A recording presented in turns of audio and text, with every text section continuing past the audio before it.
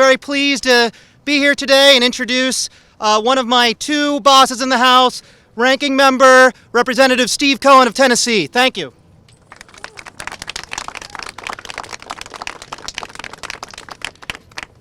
Thank everybody for being here. And Paul is not a lowly member. Paul is an outstanding patriot and a valuable member of the Helsinki Commission. I'm proud to be here today with these individuals who are aware of the fact that democracy is on the line in the world. And Ukraine is on the front lines and fighting for every country that was formerly part of the Soviet Union, which Putin would have his eyes on. If he could go through Ukraine, he would next be in the Baltics, he'd be in the Balkans, he'd be in Romania and Bulgaria and Poland. He wouldn't stop. The man has this great desire to put together the Soviet Union again, to have his power and have his place written in history, and that's what he wants. The Ukrainians have shown tremendous courage and valor in standing up to him and fighting a great fight, stopping his armies and showing his armies were not one that could win the war in 2 to 3 days, as we were told when it started. America and many allies have been grand about supplying munitions and armaments to Ukraine, which they have used in a masterful manner. We must commit to continue to do that, to support Ukraine until victory is won over Russia, and we have to stop Russia from having any of Ukrainian territories. Ukraine needs to be made whole again. The map needs to be made as it was before 2014, and Crimea, Luhansk, Donbass, all is Ukraine, and the Ukrainian army knows that.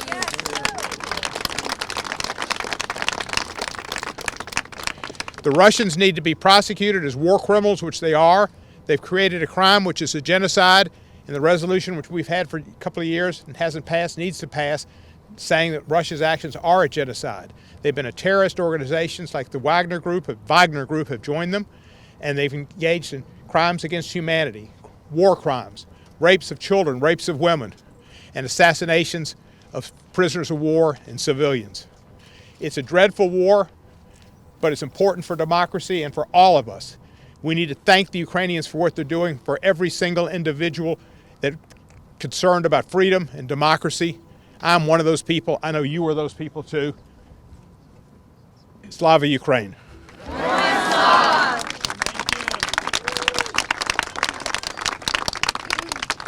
Well, thank you very much, Mr. Cohen. I'd now like to introduce Chairman Representative Joe Wilson of South Carolina. Thank you very much. Hey, thank you. Hey, you stay here now, because I'm going to say something nice about you. But ladies and gentlemen, friends of Ukraine, what an honor to be here with you. And an unintended consequence of war criminal Putin, he has brought Democrats and Republicans together. And the consequence of that is the American people are united in their support of the territorial integrity of Ukraine. And then, of course, we've seen something else, too, that he didn't intend. And that is, I've had the opportunity to visit in Stockholm, Sweden, last month, to bring Sweden into NATO, how significant that is. And then last year, I had the opportunity to visit in Helsinki, Finland. Again, how significant having Finland become part of NATO. And this is so beneficial as an unintended consequence, but we must never forget, and this is the purpose of the resolution, and that is that we must achieve victory for the people of Ukraine. With that in mind, and I want to thank all of you for being here. The Ukrainian American community has made such a difference. It never ceases to amaze me as I go from place to place. People notice my Ukrainian pin and they'll tell me how much they appreciate it, and then they point out their heritage, and I'm thinking, I did not know that. And then, hey, intermarriage between Americans and Ukrainians must set a record, because everywhere I go, there are people who have married people of Ukrainian heritage, and so over and over. And then, hey, I can also make it personal. Central and Eastern Europe, my oldest son, Alan, was smart enough to marry Jennifer Miskowitz, a very proud Polish-American young lady. So over and over again, we see, and we can tell, Steve and I can tell you that we appreciate the people of Central and Eastern Europe, but we see in our communities the success of Ukrainian Americans and people from Central and Eastern Europe. With that in mind, I'm so grateful to be here and I know Congresswoman Marcy Kaptur is on the way. She's on her left. Oh my God, I've never seen her so quiet. I mean, No, hey. You're doing well. No, hey, I was going to say something nice about her, even though even if she was not here, and that is that she is tireless, working for the people of Central and Eastern Europe, and from her district in Ohio. How significant this is, and then President Viktor Yushchenko. I'm so grateful that his presence here, and as we consider what's going on, it's not the choice of the people of Ukraine. What has occurred clearly is an invasion by war criminal Putin. From my perspective, he is sacrificing young Russians for his personal aggrandizement of receiving oil money power. The people of Russia deserve better. And it's just tragic to me to see the loss of life that's solely for the aggrandizement of one individual and his fellow oligarchs. And we need to spell out what victory means for Ukraine. The terms are not new, but rather reaffirm the longstanding American policy toward Ukraine. The commitment for Ukraine really dates back to 1994, the Budapest Memorandum. And the people need to know, and many Americans do not know, that the Budapest Memorandum, which was signed by Russia, the United States, United Kingdom, and Ukraine, provided for Ukraine to give up their nuclear capability so that there would be respect for the territorial significance of Ukraine. This was also acquiesced by France and China. So it was a recognition of how important it was that we should observe territorial integrity. And I like to point out to anybody who questions this that just as in America, if we had our smallest state, like Rhode Island, to be occupied by another country, we would not stop. We would not give up any territorial integrity. To consider doing that simply is against the interest of long-term stability and peace throughout the world, maintaining peace through strength. And it's also bizarre. War criminal Putin has, I think, absurdly denied Ukraine's existence and the illegal occupation since 2014. And it should never be forgotten, nearly 12,000 people died in this occupation. It just didn't occur. With that, also, the history of Ukraine cannot be forgotten. It's so rich. In fact, that Kyiv was founded in 482. By American standards, that's really old. Okay, let's go. Okay. Kyiv, 482.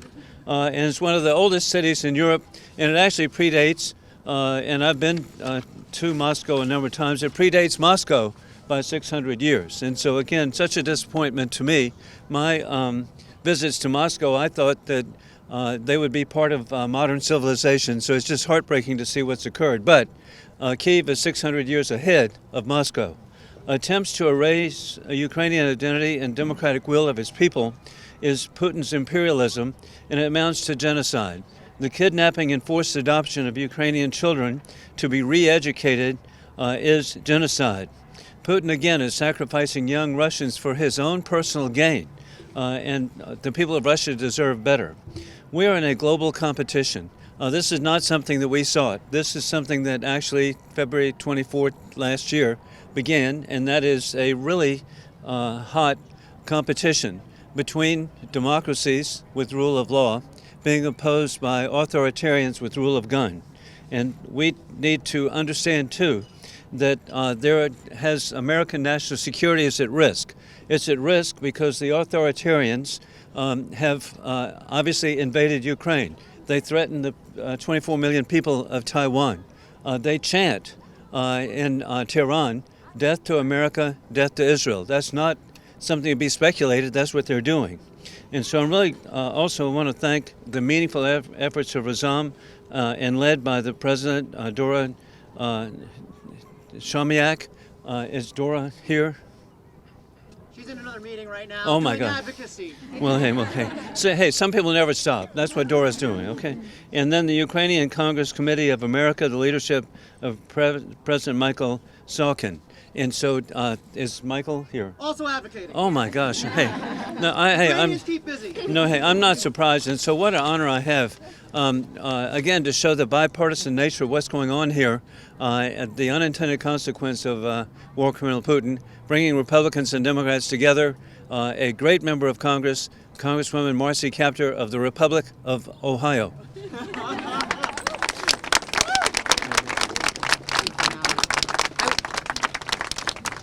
I know one thing. I know that South Carolina produces phenomenal soldiers Here, here. and Yes, phenomenal yes. members of Congress. So, Thank Joe, you. thank you so very Thank much. you. And I'm going to turn around, not against you, but to give a big hug to former President of Ukraine, Viktor Yushchenko.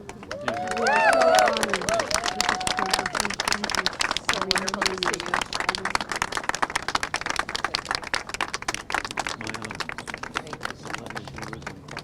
you. We heard that he might be here, they might be here, but think about the price that they paid in their own family, and I have a hard time keeping my own composure, for the struggle for liberty in a place that has never known it. I want to thank Razum Ukraine. I want to thank all of our dear colleagues. I know that Stephen Cohen was here before, Doug Lamborn, for this Ukraine victory resolution in the Congress. Also our co-chairs that include Brian Fitzpatrick, Mike Quigley, and Andy Harris. We have a very bipartisan group of members of Congress who are totally committed to Ukraine. And a fellow Slav from an adjoining nation to Ukraine taught me one time in my life a lesson I've never forgotten. He says, Marcy, freedom means never surrender. Freedom means never surrender. And each of you took time to come here today to make this long journey, and I see some rising leaders here, younger leaders who are with us. What a fine representative you are. Thank you for joining all of us adults. We appreciate it.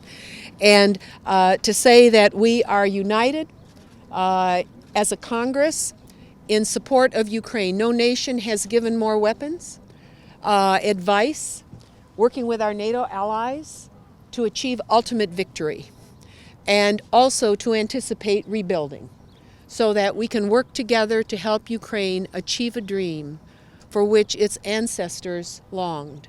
Many of us, including me, are here simply because those dreams were impossible in former times. And I consider it a very a blessing to be able to be given voice to support Ukraine at this moment in history. And each of you, for coming here today. If I have a recommendation, it would be that you strategically look at a map of the United States and take stories of your families. Go to places you haven't been in the United States, or if you have relatives or supporters there. Members of Congress, we have almost 100 members of our Ukraine caucus. We will go with you. We will join you. And what I urge you to do is for your family, or for families you know, in far off corners in America you may not have heard of, tell your story. Tell your story. About a week ago I was visited by several women brought by Marta Lashinsky-Kelleher from the state of Ohio, who heads the United Ukrainian American Organizations of Ohio. Every person there that particular day was a woman. And each of them told me their personal story. There were no reporters, and I thought, oh my, maybe they don't want their story shared more broadly. But I'm telling you and your families, the American people need to understand not just the how of war. Yes, we'll provide HIMARS. Yes, we'll provide Abrams tanks. Yes, we'll provide ammunition. But Americans need to hear the why. Why are you so committed to this? What has happened to you? Tell the story. Do not assume the American people understand what is really at stake with the Russian tyranny. They have never had to fight it. They have never had to live next door to it. So help our people. They're with you. They're with you in spirit. But take some of the legions of supporters of Ukraine across our country. Find ways to do that. Work with our members. We'll provide you with the list of names of people. And we have a Polish caucus. We have individuals who represent Lithuania, who care about some of the neighbors of Ukraine. These are Estonia, powerful messengers for you. Romanians, Bulgarians come to see me. Think about Bulgarians. Pardon? Bulgarians. There you go. Okay, Bulgaria. How about that? So if they could talk about what's it like to live next door to Russia, to Putin's Russia. And if you need more motivation, I urge you to go back to see what Vladimir Putin produced during the Sochi Olympics. Are any of you old enough to remember the Sochi Olympics? Look at that film and then reveal its lies through your own testimony. I think that is what needs to be done right now across our country, not only to give people a sense of the depth of the depravity and the bestiality of this regime that is conducting war on Ukraine, but to have the American people understand what your families have been through. I can guarantee you at the Ukrainian Museum and Archives in Cleveland, Ohio, there are stories that are locked inside that archives that need to be told, not just across Ohio, but the country. And that's true in other places, and you each are an archive. You should write that story. Somebody here should call National Public Radio. They have this series they call Story Court. There needs to be a Ukrainian story court. And let people tell their stories. With the internet now, we have a possibility to tell our story. And I think this is really important as we move forward now through this protracted war in order to reach people so that they fully understand what is at risk. So I thank you for being here today. You know we stand with you. Slava Ukraini. And also, may liberty win again. May it win again over the territory of Ukraine. Mr. President, have you had an opportunity to speak? Have you had an opportunity? Yes.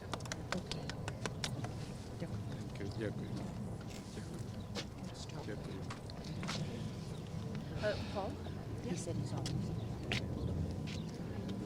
So we'll now hear from former Ukrainian President Viktor Yushchenko. Mr. Yushchenko, please.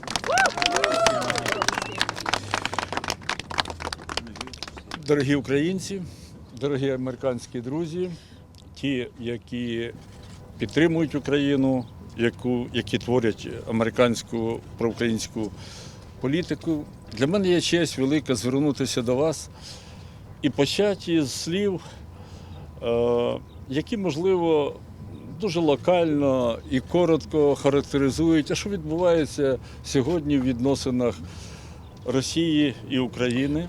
Dear American friends, all of you who support Ukraine, all of you who are here today, it is a great honor and pleasure for me to speak in front of you, all those supporters of Ukraine. And I would like to give you a little bit of an explanation of what happens today and why it is so important to continue to support our country. Історія дуже проста. Путін нас хоче вбити, а українці хочуть жити. And it's a very simple story. Putin wants to get us all killed and we want to live. І, безумовно, ми переможемо. And of course there should be no doubt that Сьогодні нема we are going to сумніву win. в жодного громадянина України, жодного представника української нації, жодного українського солдата чи генерала. Ми переможемо. And every Ukrainian living in Ukraine, every Ukrainian soldier, political and military leadership, we all have no doubts that Ukraine will be victorious in this war. З нами в одній шерензі стоїть 54 держави світу. 54 countries of the world are standing next to Ukraine in this fight. Кращих держав. And these are the best countries, the Бо best диктатори зібралися на другій стороні. democracies, because all безумовно, authoritarian їх буде regimes, поразка. all dictators are standing on the other side, are standing Але next мені to our enemy. здається, буде великою помилкою, якщо світ буде дивитися через лупу, здавалось би, в цей локальний конфлікт. But it'll be a huge mistake if anyone in the world thinks that it is some small regional conflict or some regional war going on. От пригадайте, будь ласка, лист, який написав Путін президенту Сполучених Штатів Америки і генеральному секретарю НАТО 15 грудня 2021 року. And you might remember the letter that President Putin wrote a few months before the invasion in December of 2021 that he addressed to President Biden and that he addressed to the General Secretary of NATO. Ну, по тональності це була мова пахана, That was the language of mafia boss, of a який thug, созерцає світ who is і watching the перстом world показує, кому що робити. and who tells the world and who tells people what to do and how to act. Перша тема. кордони НАТО повинні повернутися до 97-го року. In that letter, Putin says that he wants NATO borders to be reversed to the status quo of 1997. Бо для Путіна хотілося, щоб нове Різдво починалось з 97-го року. Because this is how Putin wants the world to be, back how it was in 97 before NATO expansion. Друга вимога – всі загальні війська повинні бути відведені на дислокації, які в них були до 97-го року. In those letters, Putin also tells NATO and the United States that they should take away all the troops, all the soldiers stationed along the borders of NATO back to where they originally come from. Другими словами, поставте хрест на концепції безпеки, яка з 97-го року зберегла без війни, і не тільки з 97-го, а і з 49-го року весь інший світ. Це концепція безпеки. Це, можливо, саме дорожче, що вдалося виробити за останні 70, а в Східній Європі, можливо, за останні 40 років. In other words, Putin questions the very security arrangement that made Europe safe all over these years, that made us all stand as one in protecting our democracies in our countries. He wants the world to be weak again, and he wants to see no resistance to his ambitions. Зверніть увагу, про Україну й слова немає. Those letters don't even mention Ukraine. Вся річ направлена на реставрацію геополітики, де панував Совєтський Союз. All these letters is about going back to the dominance of the Soviet Union and to Russia being its legacy. Путін пропонує геополітичний переворот. So what it is Putin is offering or has offered his vision of geopolitical coup d'etat. Росія – це держава, яка веде війну у Південній Осетії, Абхазії, Russia is a country that rages на wars Гірному Карабасі, in Nagorno Karabakh between Крим, Armenia and Azerbaijan, Придністров'я, Crimea, Georgia, Донбас. Transnistria, Donbass. Тепер вдумайтесь, будь ласка, це країна – постійний член Ради безпеки Організації Об'єднаних Націй. At the same time, Russia is a permanent member of the United Nations Security Council. Це ця країна володіє право вето, як організувати цей світ. This country has a veto right to decide or to block or to veto all peace initiatives, all new security arrangements and important decisions that countries made to make the world stable and safe. Геополітично, що з нами відбувається не так. I think something is very geopolitically wrong with all of us. І тому, коли Україна в 94-му році абсолютно з благих намірів передала третій арсенал світу ядерної зброї, And once again, when in 1994 Ukraine voluntarily gave up the third largest nuclear arsenal in the world, це більше 1300 ядерних ракет. which was about 1,300 nuclear warheads. Ми рахували, що ми робимо колосально важливу фінальну крапку у справі завершення Третьої світової війни, або як її називали, холодної війни. At the time, Ukraine thought that it is making a very important, unprecedented contribution to putting an end to what was the Third World War and what was called at the time the Cold War. 9 років назад один із гарантів ядерного роззброєння і територіальної цілісності України у спину нам послав ножа. And you also remember that 9 years ago, one of the countries that assured and guaranteed our territorial integrity and sovereignty stabbed us in our back and annexed Ukraine's territories. Сьогодні Пригожин інформує публіку, перш за все московську, що Бахмуту залишилося 20%, далі вільна дорога до Варшави. And remember the statement that Prigozhin, the head of Wagner, made today that Bakhmut is almost taken, Ukraine controls very little part of it, and now the path to Warsaw is clear, and the next city that should be taken should be Warsaw. Мені соромно, що у Європі ще дехто запитує, по кому дзвонить дзвін. And I'm ashamed when I sometimes hear politicians in Europe saying that, still asking the question, for whom the bell tolls. Заявка, яку робить Путін, це заявка геополітична. Because Putin's ambitions are of a geopolitical nature. Це перегляд безпекового простору світу. He wants to review the security arrangement, the concept of organizing security А ви in the знаєте, world. що безпека не буває чисто американська, чи чисто німецька, чи чисто польська, чи чисто українська. And there is no such thing as security of just one country, security of Poland or Ukraine or the United States. Один великий політик у Європі колись говорив, або безпека може бути єдина і колективна, або ніякої. One great European politician once said that it should either be one collective security arrangement for everyone or none. Тому, шановні, поки ми не вирішили безпекового питання, яке стоїть завжди у кожній нації на порядку під номером 1. And security is something that is a number one issue of any country's political agenda. And unless we fix this problem, unless we decide on our security arrangements, Ми не вирішили будь-яке інше питання, яке буде стояти після цього параграфу. we cannot go back to our job and do anything else. So security is the number one priority for any country. Тому фінал цієї історії, як на мене, повинен бути вкладений у дві тези. And how we see, in my opinion, the victory, the future victory of Ukraine. Це повна перемога України. First of all, the complete military victory of Ukraine. Причому пункт, який не обговорюється. And this is not something that we even discuss. Відновлення повного політичного суверенітету над кожним квадратним сантиметром української суверенної землі. It means to restore every single centimeter of our territory, completely restore our political sovereignty and territorial integrity. Після чого можуть виходити на порядок дня політичні перемовини. And after that, only after that, we can start political negotiations На умовах України. on the conditions of Ukraine. Пункт номер 2. And number two, another important component of the victory. Ми повинні дати відповідь на те, чому в 21 сторіччі у Європі появився фашизм. Why in the 21st century Europe faces fascism again? Чому сьогодні вбито сотні тисяч людей?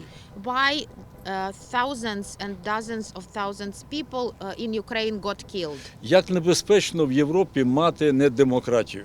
How dangerous it is to have an undemocratic and authoritarian regime in Europe. Коли одна людина, в залежності від свого настрою, кожний день без парламенту може вирішувати будь-якого рівня постановки задач, в тому числі і кримінального, і воєнного типу. It is just one person who every day decides who lives and who gets killed without any need to get any support from the parliament or the community. It is just up to one person to decide what happens in Ukraine or in Europe or elsewhere. На мій погляд, залишити Росію така, як вона сьогодні є, після перемоги України на своїх суверенних землях, це означає, що ми неправильно розуміли задачу. And if we let Russia stay the way it is, if we let this authoritarian regime in Russia survive, it means that we fail to provide the second important component of our victory. Перемога означає, що Росія ніколи не повинна нести загрози і дестабілізацію. Victory of Ukraine also means that Russia never again becomes a source of threat, becomes a source of aggression for any other nation in the world. Дай Бог, щоб там національні проявилися рухи, адже там проживає 190 корінних народів, про яких ми дуже часто забуваємо. As you know, Russia is also home to almost 200 different nations who also thrive for their political independence. Друге, якщо в першому ряду кримінального суду Гааги не буде сидіти Путін, Шойгу, опитний оленівод і вся та банда, людство ніколи не осудить злочин путінізму. And the second thing is to make sure that Putin's regime, its crimes are condemned. That once we see all these Russian war criminals sitting on a court bench and politically and publicly condemned, including President Putin, his military leadership, and an experienced deer breeder, General Shoigu. Третє, сьогодні 8 мільйонів українців за кордоном. And also you keep in mind that 8 million Ukrainians had to flee the war and now they live in other countries of Це the world. 20% нації. This is 20% of the Ukrainian population. Як правило, це жінки і діточки. And most of them are women and children. Це та категорія, без якої майбутнього України ніхто не випише. And this is, all these people are people who are making Ukraine's future. Тому політика відбудови, безумовно, це одна із масштабних цілей, яка після перемоги у нас повинна стояти на порядку номер 2. And this is another very important issue for our future political agenda, how to rebuild Ukraine. Наше членство в НАТО – це єдиний спосіб дати відповідь на вічність України. And our membership in NATO is the only way of guaranteeing that Ukraine continues to exist in the future and that Ukraine exists forever. І тому я просив би наших друзів американців, наших друзів європейців, безумовно, бути відданими у цих кроках становлення України після війни. And I really want to ask and encourage our friends in the United States to continue to stand with Ukraine after its victory, to help us rebuild, to help us become members of NATO. І ми на найближчий час за допомогою мужності, відваги української нації, наших союзників здобудемо не просто перемогу, знаєте, в 9-літній війни з московітами. And I assure you that Ukrainians fighting in the front line on the front lines today and giving up their lives with all the weapons and all the support that you are providing us, we will finally put an end to this 9-year-old war that is raging on the territory of Ukraine. 370 років назад ми стали першою і найбільшою колонією Росії. 370 years ago, we became the largest and the most important colony of Russia. І в кожному поколінні були свої бандери, свої петлюри, свої мазепи, мрія яких була одна – побачити свою країну суверенною і незалежною. And every generation of Ukrainians for 370 years would produce leaders like Bandera and Petlura and Mazepa who were striving, who gave their lives for the independence of Ukraine. От зараз ми проводимо останню антиколоніальну війну проти Росії. And this is our last anti-colonial war against Russia. І дай Бог, щоб вона закінчувалася нашою перемогою, безумовно, And this war hopefully ends with our victory. і розпадом російського самодержав'я на десятки суверенних, демократичних національних утворень. But hopefully it also ends with the collapse of Russia as we know it, and it ends with several other sovereignties and several other countries arising from what was Russia once, countries that will have their own independence and freedom. Слава Україні! Glory to Слава Ukraine. Сполученим Штатам Америки! And glory to the United States. Thank you very much. Thank you.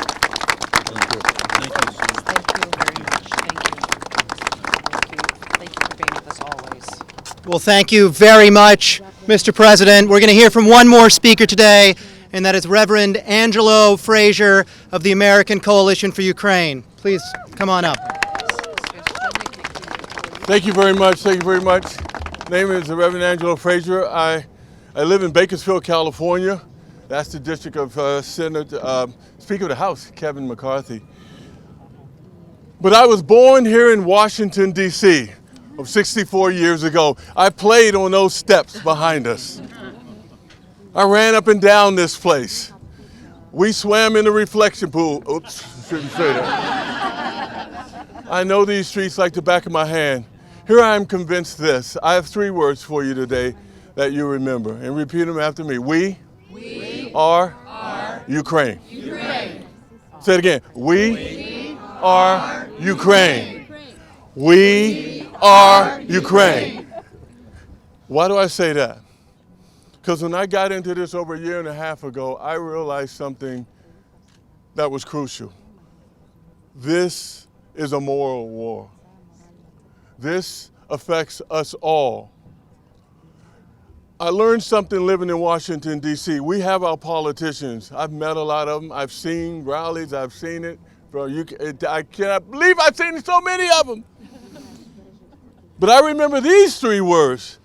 The power is with the people, not the politicians. What moves the politicians is the people. What moves them is us. We want to end this war. We can end this war. Talking to your neighbors and friends, because guess what? In Kyiv and in Ukraine right now, there are moms and daughters and sisters and fathers and mothers and uncles who will not have the opportunity that you and I have today. This isn't going to be solved in a committee meeting. This isn't going to be solved by a bill. This is going to be solved when the American people together rise up and say, enough of this. We've seen this before. We've seen it in Stalin. We've seen it in Mussolini. We've seen it in Hitler. And we see it in Putin. What are we as Americans waiting for? Let them hear our voices. And the way we do that is we say, we are Ukraine. We are Ukraine. One more time. We are Ukraine. Thank you.